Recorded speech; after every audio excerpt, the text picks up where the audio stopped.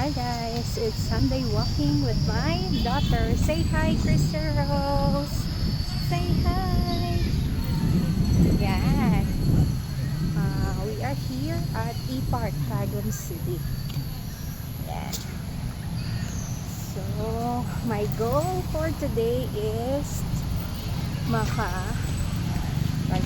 maka 10,000 steps tayo. Yes. So, ang ganda ng kumbaga nature vibes talaga dito guys. So every Sunday or every weekend maraming mga families picnic dito. Yan, so ipapakita ko sa inyo. So ganito siya guys. So very nature vibes talaga dito. So perfect talaga mag-jogging and walking. Yan. And pwede rin kayo makarent ng mga bicycles dito. Mura lang naman. Yan o. Pwede din dito family gathering like reunion. Yan. So maganda po dito.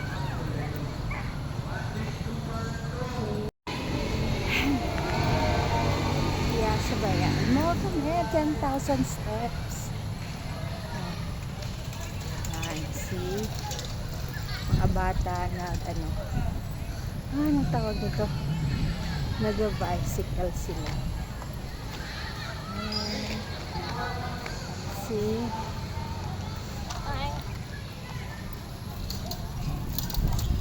okay, say hi Crystal Rose. Yan, naka-headset. Ayan, pwede ka rin kayong dito magdala o mga ano tawag nito? Duyan. Yes. Okay, mga nagdala din ng mga tent. Ayan. Okay, perfect talaga siya. And ang sarap ng, fresh air. Fresh air talaga. Pinagpawisan na ako guys. So, naka 2,000 steps. I need 8,000 steps. Kaya ko ba? Kakayanin! Okay, sobrang laki. I don't know ilang hectares ito. Basta, sobrang laki talaga dito. Ayan. Okay. Para ka lang nasa ibang bansa. Okay. On there, my son also. Si 30 kasi, siya ngayon? Nagsa-soccer. Kaya, sinusulit na lang din namin na habang nandito kami sa E-Park, mag-walking na lang kami habang si 30 ay nag-training ng kanyang soccer. So, ganito siya guys. Ganyan siya kaganda. Yes. Very nature vibes talaga. Hey! Oh, sana yung mga kasama niya? Umuwi na? Or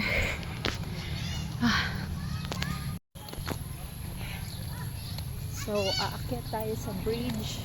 Restauros.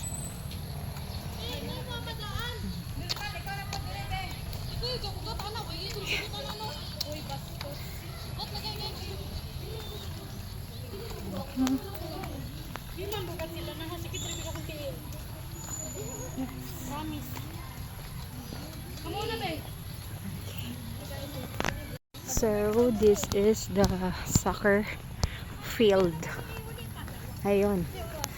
Ang magtatay, nagsa-soccer. Hindi ko siya ma-zoom. 5:35. 5:35 man to, no?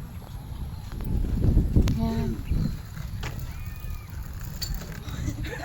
Ayan. So, aakyat tayo guys. Aakyat kami ni Ate Crystal Rose. Hi ate. Hi. As in.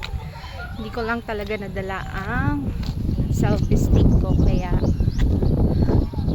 sakit na kayo sa kamot, guys. So guys,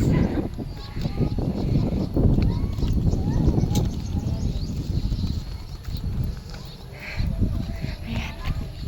Oh, di ba? Ganda ng vibes dito. Okay. So, ganyan siya. Okay. Grabe. Hmm.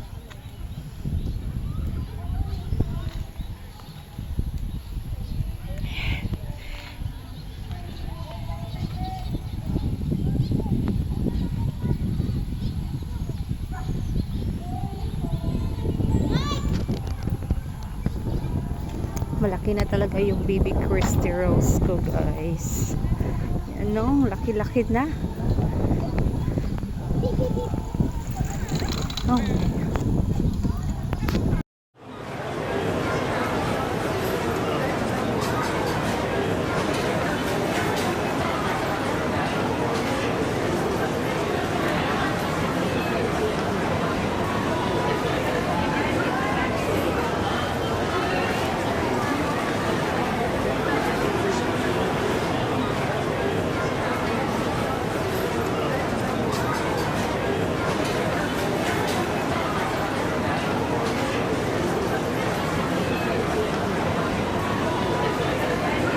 So guys, mga 10,000 steps kaya ako dito.